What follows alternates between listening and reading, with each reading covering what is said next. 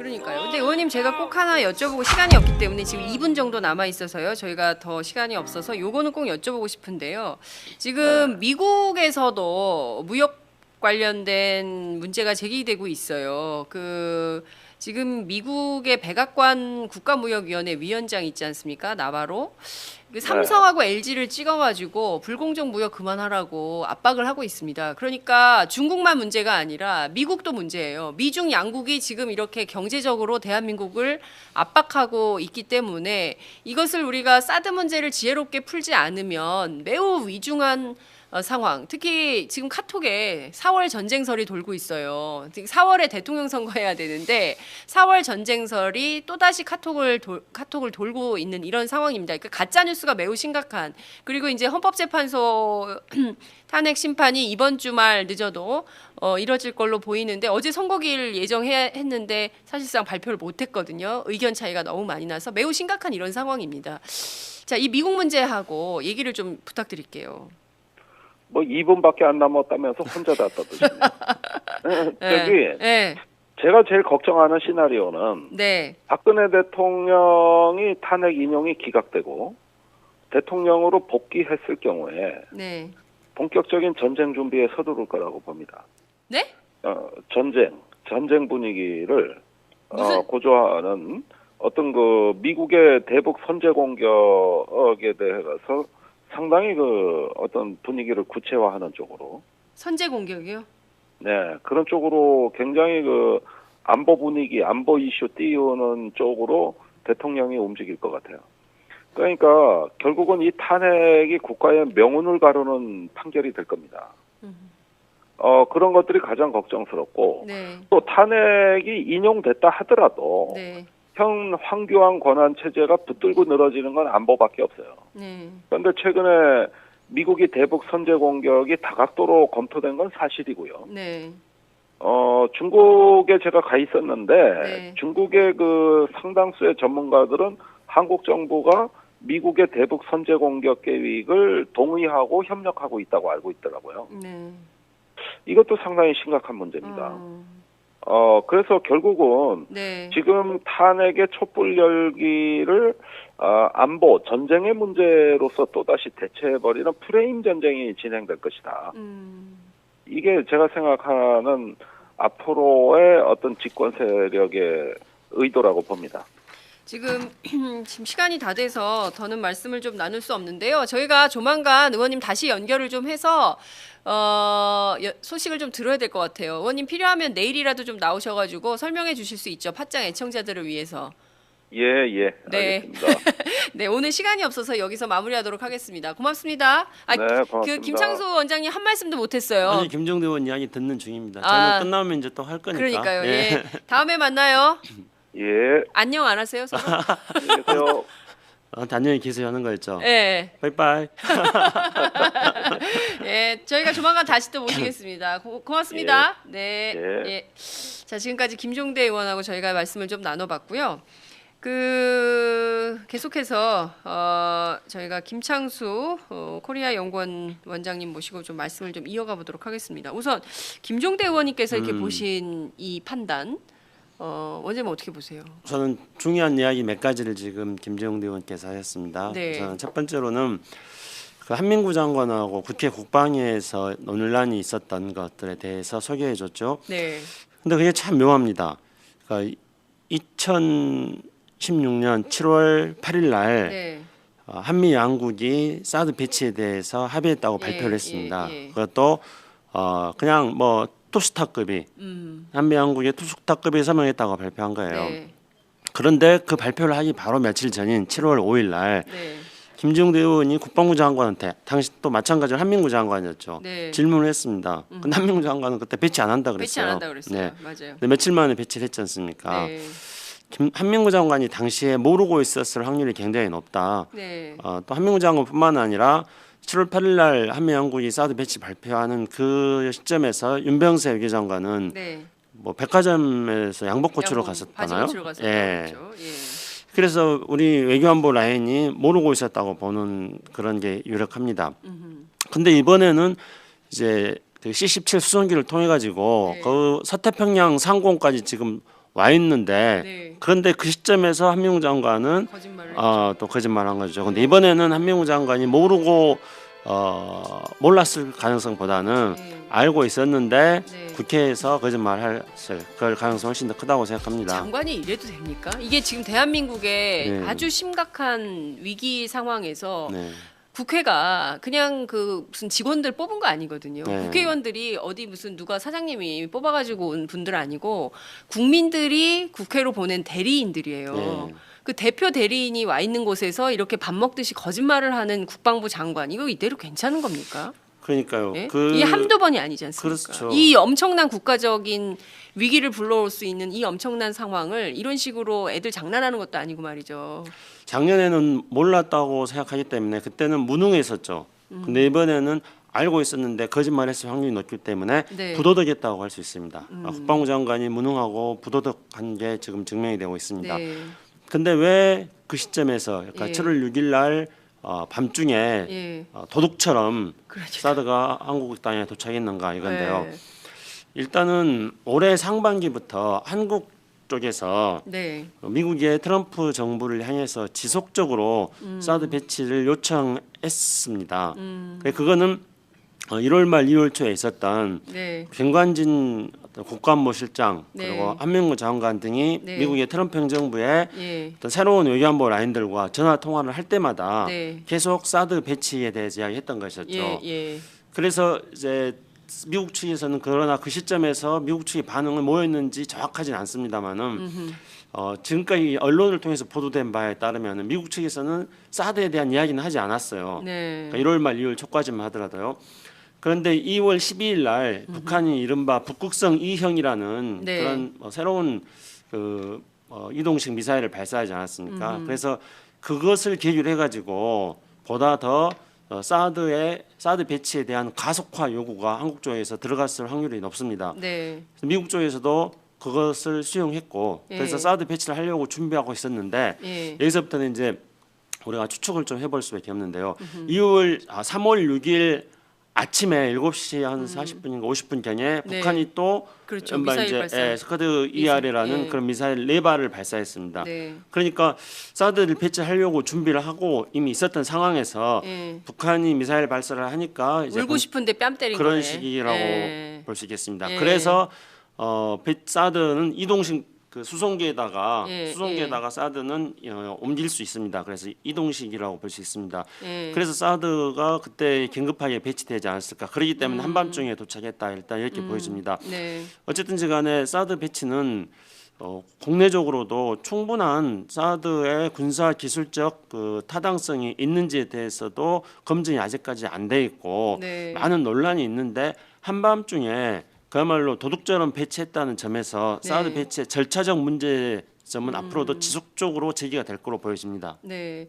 말씀 주신 대로 좀 짚어봐야 될 게 디테일이 네. 많아요. 우선은 왜 한민구 장관은 국회에 거짓 보고를 했는가? 네. 그리고 두 번째는 아니 미국에서 무기가 들어오는데 네. 오밤중에 네. 아무도 모르게 비밀리에 갖다 놨어요. 예? 그러니까 우상호 더불어민주당 원내대표는 집도 없는데 침대부터 갖다 놓거든. 네. 이런 표현을 쓰기도 했던데 이게 굉장히 심각한 거죠. 그리고 지금 그 성주의 사드 포대 뭐 이게 아무런 것도 지금 준비가 안 돼 있는 상황이에요. 네. 근데 일단 갖다 놓고 알박기부터 시작한 그렇죠. 거다. 그럼 도대체 왜 그런 거냐? 시기도 원래는 12월 배치 예정이었는데 갑자기 당겨서 4월에 그리고 네. 4월 실전 배치설이 들리면서 전쟁설까지 나돌게 네. 하는 것이고 실제로 박근혜 대통령 탄핵이 기각될 경우에는 전쟁 선제 그래서, 공격, 예. 북한에 대한 선제 공격 굉장히 심각한 상황으로 가는 겁니다. 네. 예. 그래서 미군이 원하는 시설 기준에 맞게 사드 어떤 포대를 구축하기 위해서 시간이 걸린다. 그래서 네. 12월 달에 배치한다 해가지고 또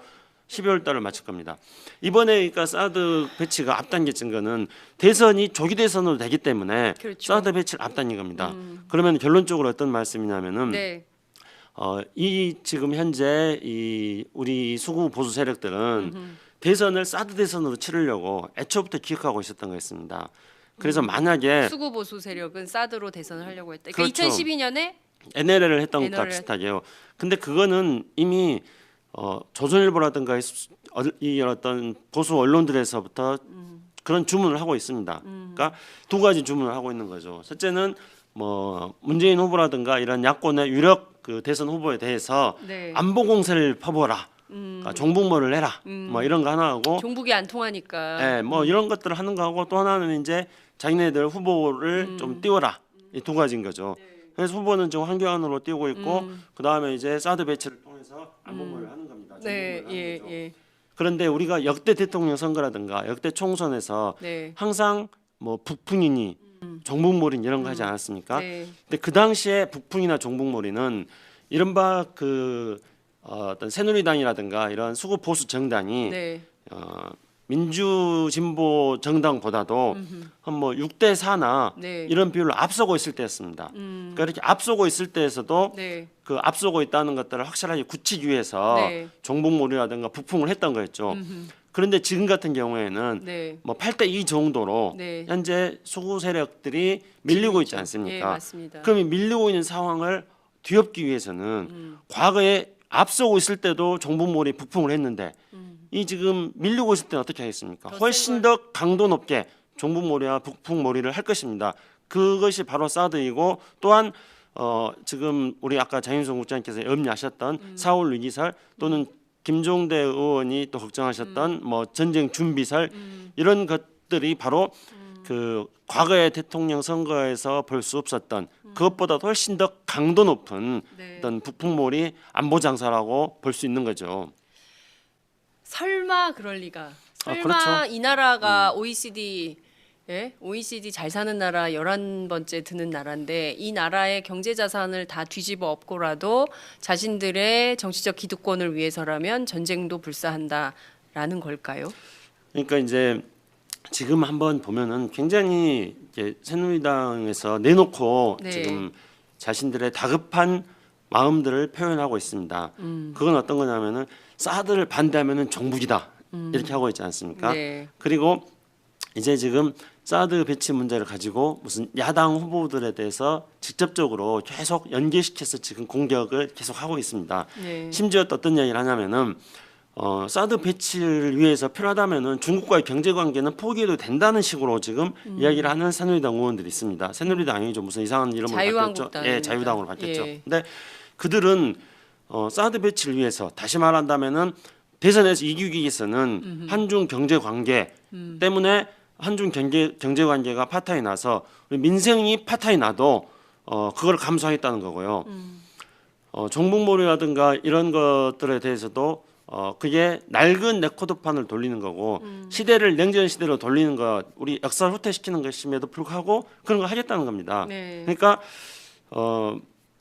대선에서 지금 현재 불리한 상황을 뒤엎기 위해서는 그냥 뭐 한마디로 말씀드린다면은 뭔 짓이든지 다 하겠다.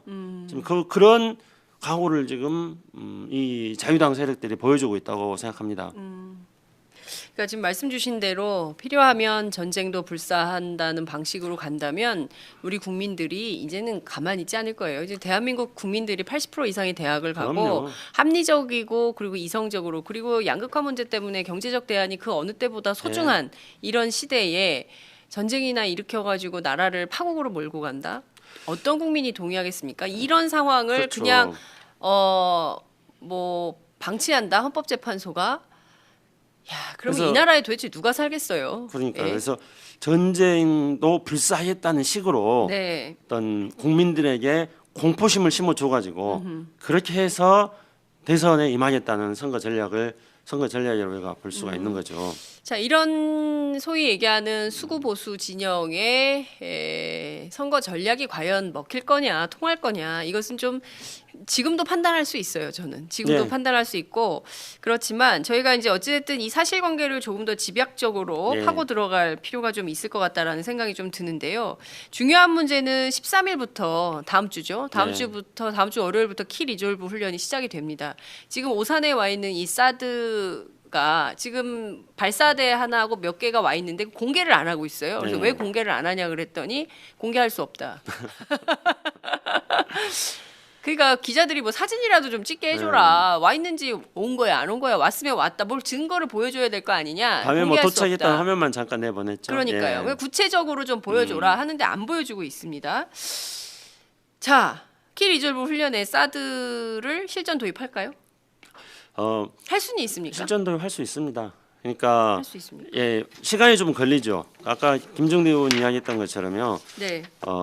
사드를 이제 키 리졸브 훈련에서 어떤 배치를 하려면은 네. 우선은 몇 가지가 필요합니다. 그래서 첫 번째로는 임시적으로라도 그 사드 포대를 주둔시킬 수 있는 부지를 확보해야 되고요. 네. 근데 그거는 성조같이 어떤 장기적으로 배치할 부지가 아니라면은 기존의 오산 기지라든가 뭐 이런 데다가 저는 배치할 수 있을 거라고 생각합니다. 네. 그다음에 이제 이것을 아까 김종대 의원이 이야기한 것처럼 포대를 가지고 왔으면은 네. 앞으로 지금 현재 사드 포대라는 거는 한 크게 네 가지 정도로 구성되는데요. 지금은 발사대만 들어왔거든요. 그러니까 발사대다가 이제 레이더도 들어와야 되고 지휘 통제 차량도 들어와야 되고 네. 이제 실제로 또 그 미사일도 또 들어와야 되고 그래서 들어오는 시간이 또 조금 걸릴 거고요. 네. 그다음에 그게 들어오면은 이 레이더들을 기존의 이제 어떤 미국의 정보 통신 체제하고 또 연결시키는 네. 이런 작업들이 필요할 겁니다.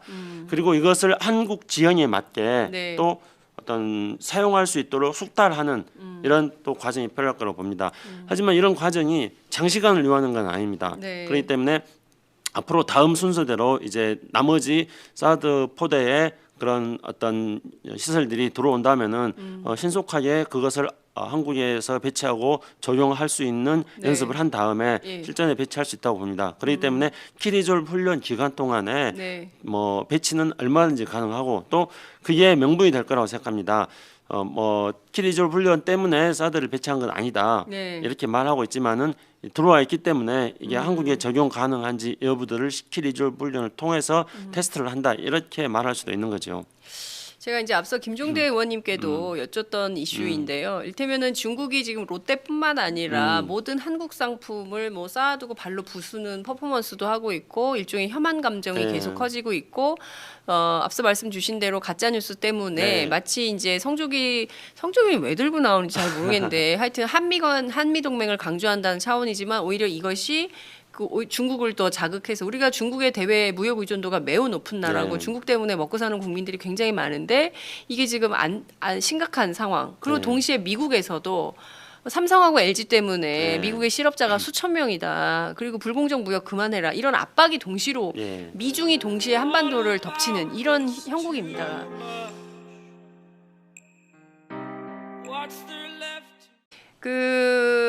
계속해서 저희가 김창수 코리아 연구원 원장님 모시고 좀 말씀을 좀 이어가 보도록 하겠습니다. 우선 김종대 의원님께서 이렇게 보신 이 판단 원장님 어떻게 보세요? 저는 중요한 이야기 몇 가지를 지금 김정대 의원께서 하셨습니다. 네. 우선 첫 번째로는 그 한민구 장관하고 국회 국방위에서 논란이 있었던 것들에 대해서 소개해줬죠. 네.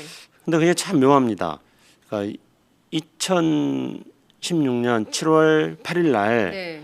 한미 양국이 사드 배치에 대해서 합의했다고 예, 발표를 했습니다. 예, 예. 그것도 그냥 뭐 투스타급이 한미 양국의 투스타급이 서명했다고 발표한 거예요. 네. 그런데 그 발표를 하기 바로 며칠 전인 7월 5일 날 네. 김종대 의원이 국방부 장관한테 당시 또 마찬가지로 한민구 장관이었죠. 네. 질문을 될 것이다.